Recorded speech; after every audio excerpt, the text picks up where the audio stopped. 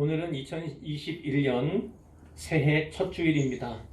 오늘 신년 감사 예배에 예배당과 가정에서 함께 예배 드리는 모든 성도님들을 주님의 이름으로 축복합니다. 올해 우리 교회 표어는 너는 복이 될지라 입니다. 그래서 오늘은 이 표어와 관련하여 말씀을 나누고자 하는데요. 올해 표어 그리고 오늘의 말씀을 마음에 잘 새기시고 항상 붙잡고 살아가심으로 올해 더 큰 복을 누리는 모든 교우와 가족들 되시기를 주님의 이름으로 축원합니다. 하나님 아버지께서 하나님 여호와께서 아브라함에게 후에는 아브라함이 되죠. 아브라함에게 나타나셔서 그를 부르셨습니다. 너는 너의 고향과 친척과 아버지의 집을 떠나 내가 네게 보여줄 땅으로 가라 이 말씀이에요. 이 가운데 고향 이렇게 되어 있는데 원래는 땅을 말합니다. 너의 땅, 너의 친척, 너의 아버지의 집을 떠나 그리고 가라 이런 말씀이에요. 이 말씀을 가장 짧게 요약한다면 너는 가라가 될 것입니다. 너는 가라. 가기 위해서는 떠나야 합니다. 하나님은 아브라함에게 너의 고향과 친척과 아버지의 집을 떠나라 이렇게 말씀하셨어요. 이 고향, 친척, 그리고 아버지의 집이 의미하는 것이 무엇이겠습니까? 좀 더 포괄적으로 말씀드리자면 의지 삼을 만한 모든 거예요. 의지가 될 만한 모든 것을 떠나라 이렇게 말씀하고 있는 것입니다. 우리가 살아온 삶의 자리 그리고 모양 이것은요 우리에게 너무 익숙한 거지요. 익숙하기 때문에 편하고 편리해요. 그 자리에서 떠나라는 것이죠. 아브라함은 처음부터 하나님을 아는 사람이 아니었어요. 여호와를 섬긴 자가 아니었습니다. 여호수아 24장 2절 14절 말씀에 보면 이런 말씀이 있어요. 여호수아가 모든 백성에게 이르되 이스라엘 하나님 여호와께서 이같이 말씀하시기를 옛적에 너희의 조상들 곧 아브라함의 아버지 나홀의 아버지 데라가 강 저쪽에 거주하여 다른 신들을 섬겼으나 이렇게 말씀하고 있습니다. 그러니까 아브라함의 아버지가 데라인데 데라가 강 저쪽 유브라데스 강을 말합니다. 유브라데스 강 저쪽에 거주하면서 다른 신들을 섬겼다 이렇게 성경이 말씀하고 있는 것이죠. 아브라함의 아버지는 우상 숭배자였고 우리가 알기로는 특히 우상을 만드는 일에 종사했던 그런 사람으로 알려져 있습니다. 이 고향, 친척, 아버지의 집 순서가 있잖아요. 이 순서는요 조금은 그래도 쉬운 그러나 점차 어려워지는 순서로 되어 있음을 우리가 알 수가 있습니다. 고향을 떠나는 거 쉽지 않지요. 자기 땅을 떠나는 거 쉽지 않습니다. 그런데 그보다는 친척을 떠나는 것이 더 어려운 것이고 친척을 떠나기보다는 아버지의 집을 떠나는 것, 아버지를 떠나는 건 더욱더 어려운 것이죠. 물론 아버지가 돌아가신 상태라면 상황이 조금은 더 나을 수 있었을 거예요. 그러나 아브라함의 아버지 데라는 이때까지 이 12장 이 초반부에 나오는 하나님의 부르심 기록된 그때에 데라는 생존해 있었을 가능성이 매우 큽니다. 물론 성경에 이런 내용도 있어요. 훗날 스데반 집사님이 사도행전 7장에서 설교하는데요. 설교한 다음에 순교하게 되는 거죠.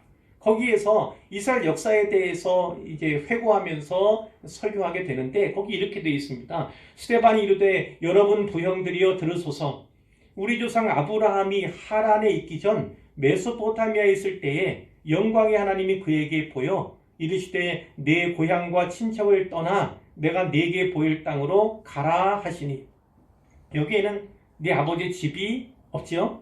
아브라함이 갈대아 사람의 땅을 떠나 하란에 거하다가 그의 아버지가 죽음에 하나님이 그를 거기서 너희 지금 사는 이 땅으로 옮기셨느니라 이렇게 설교를 하죠. 매우 긴 설교 가운데 가장 앞부분을 제가 읽어드린 것입니다. 아브라함이 여기에 메소포타미아로 되어 있고 또 갈대아 사람의 땅이라고 되어 있는 여기는 갈대아 우르를 말합니다.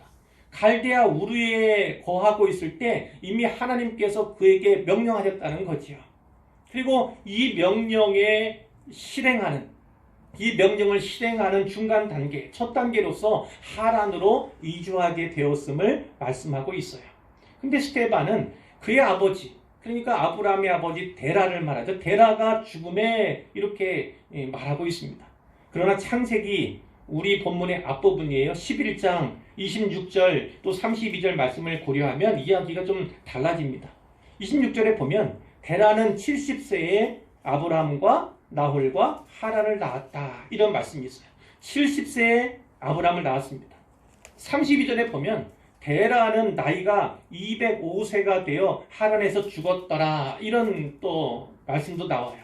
그러니까 데라는 아브라함을 낳고 135년을 더 산 거지요. 지금 아브라함의 나이 나와 있지 않지만 우리가 알잖아요. 뒤에 그 아들 이삭을 낳을 때 그의 나이가 100살이었어요. 그러니까 지금은 100살보다 안 된, 100살 채 되지 않은 그런 나이잖아요. 그러니까 아브라함은 그의 아버지 데라가 살아있을 때 하란을 떠난 것이 되는 것입니다. 아버지가 살아계세요. 나이가 많습니다. 그 아버지 또 떠나기 쉽지 않았겠지요. 만약 아브라함이 떠나지 않으면 어떻게 되었을까요? 만약 떠나지 않았다면, 물론 역사에 가정은 없지만 하나님께서 아브라함에게 예비하신 복과 은혜를 받지 못했을 거예요. 또 아브라함을 통해서 만민에게 흘려보내기 원하시는 그 하나님의 복이 그들에게 임하지 않았을 것입니다. 물론 하나님께서는 다른 누군가를 또 택하셨겠지요. 그리고 아브라함을 순종하게 만드셨을 것입니다. 그러나 어찌 됐든 그것이 지연되었을 가능성도 우리가 배제할 수는 없습니다. 확실하게 떠나야만 예비된 복을 받고 누리며 그 복을 흘려보낼 수 있는 것입니다.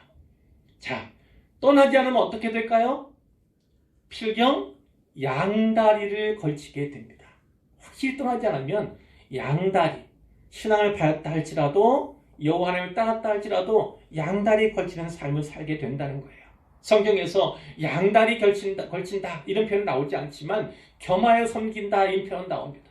겸하여 섬기는 것은 불신앙의 표현이고 그것도 우상숭배다 이렇게 성경이 증언하고 있어요. 그러니까 하나님을 섬기면서 겸하여서 다른 무엇을 섬기는 것, 다른 누군가를 섬기는 것은 다 불신앙이며 우상숭배임을 성경이 말씀하는 거지요. 예를 들어서 하나님과 벨리알, 이 벨리알은 사탄 이렇게 생각하셔도 됩니다. 귀신 이렇게 생각하셔도 되는데 하나님과 벨리알을 섬기고 하나님과 겸하여 우상을 섬기고 하나님과 겸하여 재물과 돈을 섬기는 그런 행위, 그것이 또한 우상숭배임을 성경이 말씀하고 있죠. 자, 이런 것도 생각할 수 있어요. 성도가 되었습니다. 성도라고 하는 건 거룩한 물이잖아요.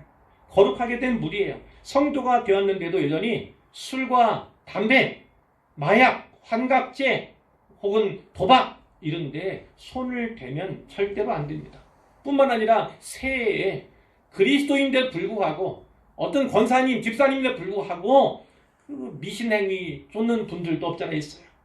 운수를 본다든지 또 이 점을 친다든지 그리고 요새는 사주만 아니라 타로 또 뭐 전생보기 이런 것도 하는 사람들도 있는데 이런 것은 마음조차 두어서는 안 되겠다 이렇게 말씀을 드리고요.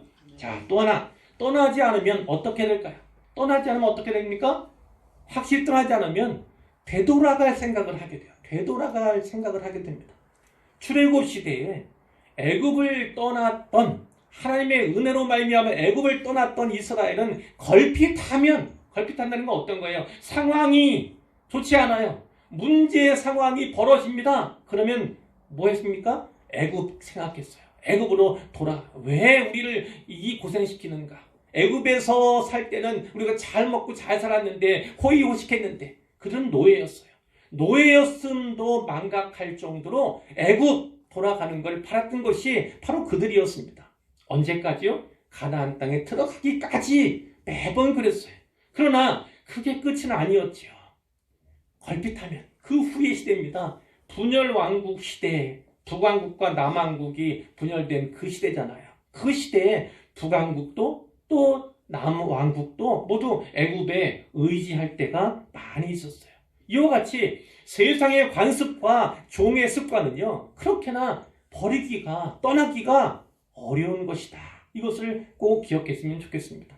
그러므로 떠나라 이 명령은요, 오직 전적으로 하나님만 의지하라, 이런 명령으로 받을 수가 있겠습니다. 그런가 하면 하나님은 내가 네게 보여줄 땅으로 가라, 이렇게 말씀하셨어요. 하나님께서 아브라함에게 이미 보여주신 땅이 아니에요. 아브라함이 본 땅이 아닙니다. 앞으로 보여주실 땅, 이렇게 되어 있어요. 하지만 최종 목적지에 대해서는 하나님께서 아브라함에게 이미 갈대아 우르에서 말씀해 주었을 가능성도 있어요.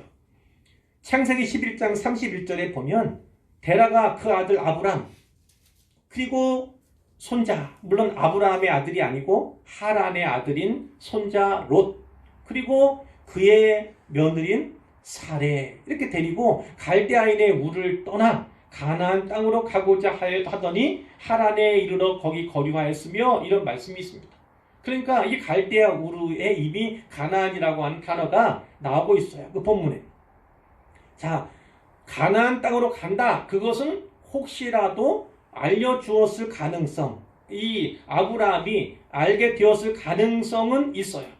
그래서 갈대아 우르에서 중간 지역인 하란으로, 그리고 나중에 가나안으로 내려오는 거예요.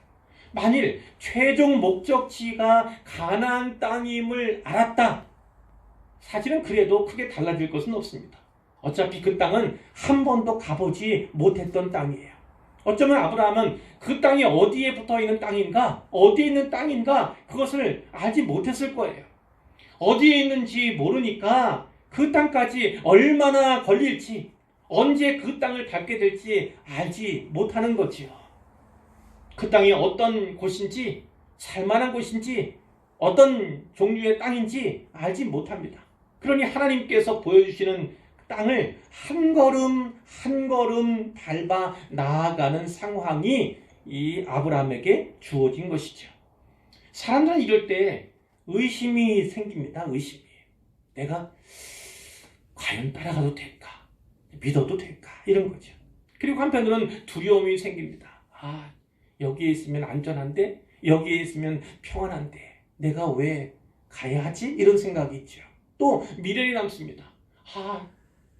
내 재산들, 내 땅들, 우리 아는, 또 우리가 쉽게 도움을 얻을 수 있는 이런 사람들이 다 여기에 있는데, 이런 의심, 그리고 두려움의 문제, 그리고 미련의 문제들을 봉착하게 되는 거죠. 그러니까 아버지의 집을 떠난다는 거, 이거 쉬운 일이 아닌 거예요. 그러므로 하나님께서는요, 아브라함에게 오직 믿음을 요구하신다, 이렇게 볼 수가 있는 것입니다. 하나님께서 아브라함에게 그저 명령만 하시고 그저 요청만 하신 것은 아니에요. 하나님께서 아브라함에게 4가지 복에 대해서 약속해 주셨습니다. 4가지 복이요. 첫 번째 복은 어떤 겁니까? 너로 큰 민족을 이루게 하겠다는 약속이에요. 너로 큰 민족을 이루게 하겠다. 내가 너로 큰 민족을 이루고, 이렇게 2절에 나와 있지요. 물론 어려움이 있습니다. 그 앞에 11장에도 나오지만 아브라함에게는 사례 사이에서 자녀가 없어요.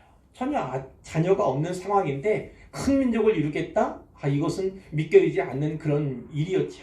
자, 두 번째 복은 어떤 것이냐면 내게 복을 주어, 이렇게 되어 있어요. 복을 주셨는데 또 복이라니까 좀 이상하잖아요. 근데 이 복은 재물로 보는 것이 타당할 듯합니다. 재물. 창세기, 특별히 오늘 성경 본문이 창세기잖아요. 창세기에서는 복이 크게 2가지예요. 하나는 자식의 복이고 하나는 재물의 복, 이렇게 이해하시면 되는데, 자식에 대한 복, 큰 민족을 이루겠다고 하는 그 복은 앞에 이미 나왔으니까, 자, 이 복은 재물로 보는 것이 낫겠다, 이렇게 말씀을 드리고요. 훗날 이 아브라함의 아들인 이삭은 많은 재물을 누리게 됩니다. 재물을 갖게 되는데, 성경은 그때마다 이 모든 것이 하나님 여호와의 복이었음을, 하나님의 축복임을 고백하고 이렇게 증거하고 있습니다. 이제 3번째 복은요, 내 이름을 창대하게 만들어 주겠다는 약속이에요. 내 이름을 창대하게 하리니, 자, 창대한다는 어떤 겁니까? 명예롭게 하겠다는 거예요. 그리고 영화롭게 해주시겠다, 이런 약속을 하신 거예요. 4번째 복은요, 너를 복삼아 주시겠다, 이런 약속입니다. 너는 복이 될지라 성경에 되어 있죠. 이 말씀은 명령문이에요. 명령문. 그러니까 너는 복이 되라. 너는 복이 되라. 이렇게 명령하시는 겁니다. 그러므로 이것은 내가 너로 복이 되게 하겠다. 복을 삼아 주시겠다. 이런 말씀과도 같습니다.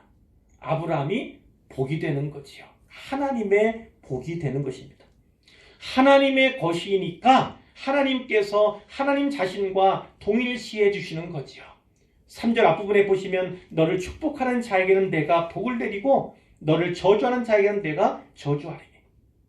하나님을 향해서 경외를 표하거나 또 존경을 표하는 자를 높여주시고 그러나 반대로 저주하는 그런 자들을 낮추시는 하나님인데 그것을 아브라함에게 적용하시겠다.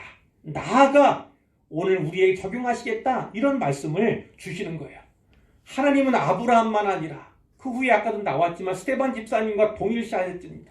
또 사울과 바울과도 동일시하신 것을 또 우리가 알게 되고요. 예수 믿는 사람들, 예수를 섬기는 자들과 동일시했던 것을 성경을 통해서 우리가 잘 알지 않습니까? 자, 아브라함이 복이 되었어요. 그렇기 때문에 그를 축복하는, 다른 말로 하면 선대하는 그런 사람에게는 복이 임하고 반면 저주하는 자는 저주를 받게 된다. 이 원리를 말씀해주고 있는 것이죠. 그런데 하나님은요, 그의 일생에 그가 만나는 사람들만이 아니라 3절의 뒷부분에 보시면 땅의 모든 족속이 너로 말미암아 복을 얻을 것이라 이렇게 약속을 해주셨어요. 많은 족속들 가운데 복을 받고 또 복이 되는 이들이 생길 것이다 이렇게 말씀을 하는 거죠. 바로 그겁니다. 하나님의 은혜를 입어서 복을 받습니다. 그 복의 최고치는 복이 되는 거예요. 그것이 되면, 복이 되면 이제 복을 흘려보낼 수 있는 통로가 되는 것입니다. 보관이 되는 거예요. 자, 그 가운데 복을 또 흘려받은 사람 가운데 다시금 복이 되는 사람들이 나타나겠죠. 이렇게 이 복의 선순환이 이루어지는데 하나님은 아브라함을 통해서 그것을 원하셨던 것이고 또 아브라함의 후손인 유대인들을 통해서 이스라엘 통해서 그것을 원하셨던 거예요. 그리고 오늘 아브라함의 영적인 후손인 우리들에게 이와 같은 일이 이루어지기를 원하신다. 이렇게 볼 수가 있는 것이죠. 하나님께서 이런 약속으로 아브라함을 부르셨을 때 아브라함이 어떻게 했습니까? 4절에 보면 이에 아브라함이 여호와의 말씀을 따라갔고 이렇게 되어 있어요. 하나님을 신뢰했고 하나님의 말씀에 순종했다. 이렇게 우리가 받을 수 있는데요. 여러분, 아브라함이 하나님 말씀에 순종하기가 쉬웠겠습니까? 물론 앞에서도 몇 가지 나왔지만 그렇지가 않아요. 쉽게 순종할 여건은 아니에요. 오히려 장애가 있었지요. 먼저 아브라함은요, 자기 나이를 생각했을 거예요. 아브라함이 하란을 떠날 때 몇 살이었습니까? 75세였어요. 75살이었다는 거죠. 아무리 생각해봐도 새로운 인생을 시작하기에는 많이 늦은 나이다. 이렇게 생각했을 가능성이 많이 있어요. 또 아브라함에게는 자식이 없어요. 많은 자식이 없는 게 아니라 한 명도 없어요. 한 명도 없는데 그 민족을 이룬다? 많은 후손을 주겠다. 이 약속을 믿는다? 이것이 결코 쉽지 않죠. 그리고 나이 차이가 많은 것도 아니에요. 그도 이미 늙은 상태예요. 그러니까 자식을 낳기에는 불가능한 그런 상태에 있었기 때문에 이게 쉽지 않은 거죠. 그 다음에 하나 더 본다면 함께하는 일행들의 수가 너무 적었어요. 성경에 나오잖아요. 아내인 사레 그리고 조카 롯 그의 종들 그들이 이 아브람과 함께 했을 뿐이에요. 어느 땅에 가건 거주할 만한 곳에는요 거주민들이 있기 마련이에요. 적은 인원으로 많은 원주민들을 내쫓고 그 땅을 차지한다? 그것은 거의 불가능에 가까운 일이죠. 하지만 아브라함은 이와 같은 형편에서도 말씀에 순종했습니다. 하나님께서 이끄시는 대로 한 걸음 한 걸음 발걸음을 옮긴 거죠. 따라갔습니다. 성경은 분명히 말씀하고 있어요. 나이는 숫자에 불과하다. 나이는 하나님의 일을 하는데 전혀 아무런 장애가 되지 않는다. 이렇게 교훈하고 있어요. 예를 든다면 하나님께서 예레미야를 선지자로 부르셨을 때 그 나이가 어렸어요. 그 자신이 하나님께 말씀을 드립니다. 저는 아직 어린 아이입니다. 이렇게 얘기를 하죠.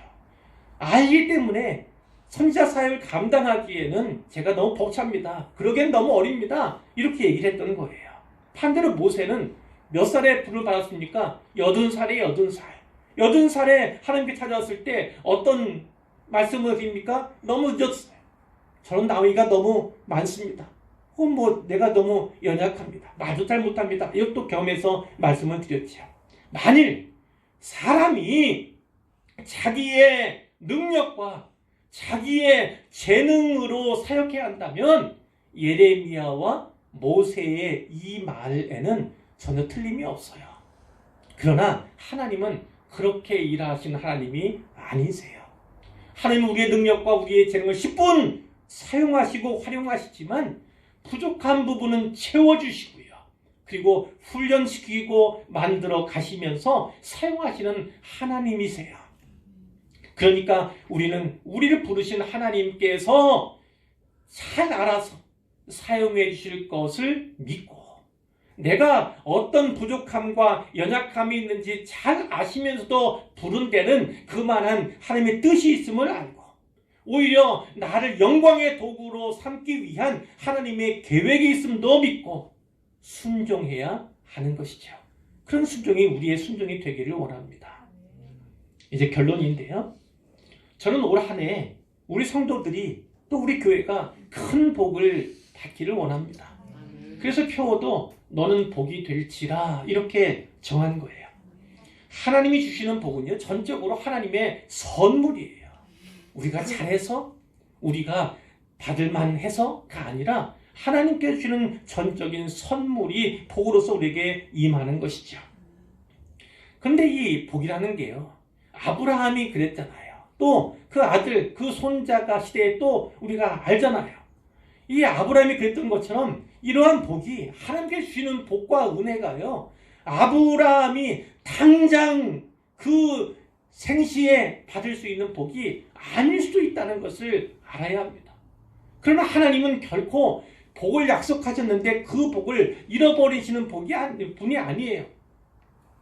이제 아브라함이 죽었으니까 끝나는 분이 아니라는 거죠. 그것은 후대에 대대로 기억하시고 반드시 갚아주시고 베푸시는 하나님이시다라는 겁니다. 그러니까 오늘도 우리가 생각해야 하는 건 이겁니다. 우리는 늘 미래를 바라보고 장래를 생각해야 한다는 거예요. 지금 내가 믿음에 투자를 하면, 믿음을 심으면 하나님께서 내 대에도 주시지만 내 대가 아니라 할지라도 내 아들 세대 혹은 내 손주 세대, 그 이후의 세대에 분명히 복으로 갚아주신다. 큰 복으로, 지복으로 갚아주신다는 사실을 우리가 늘 기억해야 하는 것이죠. 자, 정리하면서 몇 가지를 말씀드리면, 첫째, 복을 받으려면 어떻게 해야 합니까? 복을 받으려면 어떻게 합니까? 오늘 본문이 분명히 말씀하죠. 여호와의 말씀에 순종해야 한다는 거예요. 떠나야 할 것에서 떠나야 합니다. 버려야 할 것을 버려야 합니다. 포기해야 할 것은요, 망설임 없이 포기해야 합니다. 오늘 성경에 분명히 질문하잖아요. 이게 성경의 원리예요. 땅을 얻기 위해서는요, 땅을 포기할 줄 알아야 합니다. 땅을 포기하지 아니하면 땅을 얻을 수가 없어요. 그런데 뒤에 나오는 땅들, 새 땅, 그 새 땅들은 하나님께서 주어진 것이고 그것이 진짜 복으로서 주시는 것이다 라는 사실을 우리가 잊어야 하죠. 근데 그 땅을 붙잡고 놓지 않으면 새 땅을 얻을 수 없어요. 하나님께서 보여주실 땅을 얻을 수 없는 것이 성경의 원리고요. 하나님은 바로 이와 같은 방식으로 일하신다. 이것을 꼭 기억하셨으면 좋겠어요. 하나님 말씀을 따라가야 합니다. 말씀이 가라시면 가고요. 멈춰라 그러면 멈춰야 합니다. 그리고 가라 하시는 데까지만 가야 하는 거예요. 그것이 성경의 원리이지만 또 개혁주의 신학, 개혁신학의 원리이기도 합니다.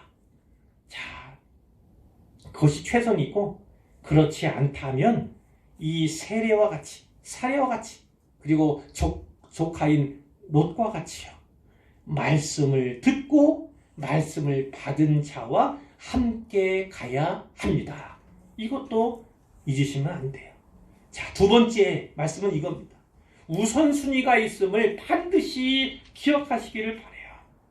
복을 받기 원하십니까? 그렇다면 순종하십시오.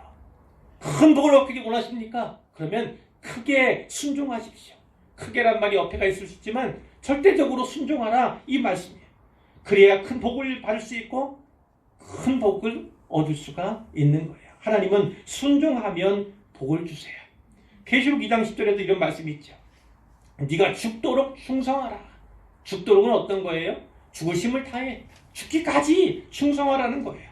그리하면 내가 생명의 관을 내게 주리라 라는 것입니다.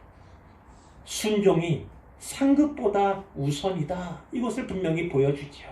아브라함이 순종했더니 하나님께서는 그에게 땅을 보여주세요. 전에는 가나안 땅, 최종 목적지에 대해서는 말씀해 주셨지만 실제로 본 땅은 아니잖아요. 한 걸음 한 걸음 가면서 결국은 최종 목적지 가나안 땅까지 가는데, 5절에 보면 아브라함이 사례, 롯, 하란에서 모은 모든 소유와 얻은 사람들을 이끌고 가나안 땅으로 가려고 떠나서 마침내 가나안 땅에 들어갔더라. 7절에 보면 여호와께서 아브라함에게 나타나사 말씀하셨어요. 내가 이 땅을 네 자손에게 주리라. 바로 그겁니다. 전에는 저 땅이고 그 땅이었어요. 그러나 이제는 이 땅, 이 땅까지 인도하신 거예요. 그리고 그 땅을 신이 보여주시고 이 땅이 바로 네 땅이다. 네 후손이 여기에서 살게 될 것이다. 이 모든 땅들을 다 소유하게 될 것이다. 내가 너희에게 이 땅을 주노라. 이렇게 말씀하신다는 거죠. 세 번째 기억할 것은 이겁니다. 부르심은요, 아브라함 부르심뿐만 아니라 오늘 성도인 우리들의 부르심도 마찬가지예요. 부르심은 개인만을 위한 것이 아니에요. 그리고 우리 족속, 우리 민족만을 위한 것이 아닙니다. 하나님께서는 나를 통해서 온 가정이, 그리고 내 이웃이 복을 받기를 원하시는 거예요. 이스라엘 실패했던 이유는 무엇입니까? 결국은 민족, 그 족속주의에 함몰이 된 거예요. 더 이상 유대 중심주의에서 벗어나지 못했던 거예요. 그 가운데 일부는 하나님의 이방인 선교에 사용된 사람들이 분명히 있지만, 바울과 같은 사람들도 유대인들 아니었습니까? 그런 사람들이 있기는 있지만, 그러나 많은 유대인들이, 많은 이스라엘들이 우리만이 선민이고 다른 사람들에게 복을 흘려보내야 할 것에 대해서 망각을 하고 움켜쥐고 있었던 거예요. 그렇기 때문에 하나님께서 이방인을 통해 이방인들에게로 이제 몇 사람을 처음엔 택하시고 그들을 복의 통로로 삼으셔서 이방 세계에 이 복음이 흘러가게 하신 것이고, 그 결과 오늘 우리도 예수 그리스도의 십자가의 복음을 받게 된 것이죠. 자, 기억할 것은 내가 복 받기를 하나님이 원하시지만 그 복은 나에게서 멈춰서는 안 된다는 거예요. 내 가족에게, 내 이웃에게, 내 주변에 흘려보내야 하고, 그리고 좀 더 많게는, 넓게는 나라와 민족에게, 그리고 나아가 열방에게, 여러 나라의 모든 족속에게 흘려보내는 것이 원리다. 하나님은 그렇게 일할 때 더 큰 복으로 함께 하신다는 것을 꼭 기억해야 합니다. 자, 마지막으로 네 번째입니다. 그러므로 우리는 복이 되어야 합니다. 하나님께서 우리를 복 삼아 주셔서 우리가 하나님의 복이 되면요, 아브라함을 믿음의 조상으로 둔 우리 아닙니까? 영적인 조상으로 둔 우리 아닙니까? 우리 모두는 세상 사람들의 복과 저주의 기준이 되는 거예요. 기준이. 아브라함에게 축복하면 복을 받고, 아브라함을 저주하는 사람들은 다 저주의 대상이 되었던 것처럼 하나님께서는 우리를 복 삼아 주셨다? 그것은 하나님께서 우리와 동의를 쌓고 계신다는 거예요. 자신을요. 그렇기 때문에 우리는요, 보통 사람이 아닌 겁니다. 그리스도인들은, 성도는, 신자는 보통 사람들이 아닌 거예요. 하나님께서 우리를 통해서 어떤 사람들을 복 주시고 어떤 사람들을 저주하실 하는 것을 판단하시는 기준이 바로 우리가 된다는 사실을 분명히 알아야 하는 거예요. 우리는 교회 안에서 서로에게 축복의 통로가 되어 주어야 합니다.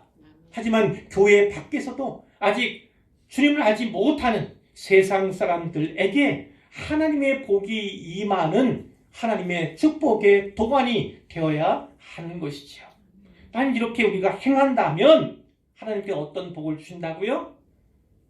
큰 민족을 이루듯이 교회가 부흥하는 역사, 재물의 복을 받아서 재정이 넉넉해지는 역사, 그리고 이름이 창대해지는 역사, 많은 사람들이 저와 여러분으로 말미암아 복을 받게 되고 또 복이 되는 역사, 이 역사를 우리에게 보여주실 것입니다. 이 말씀을 꼭 마음에 새기시고 잘 붙잡으시기를 바라요. 그래서 올 한 해 동안 하나님의 복이 되고 하나님의 복의 통로가 되고 도관이 되는 우리 모두가 되기를 주님의 이름으로 축원합니다.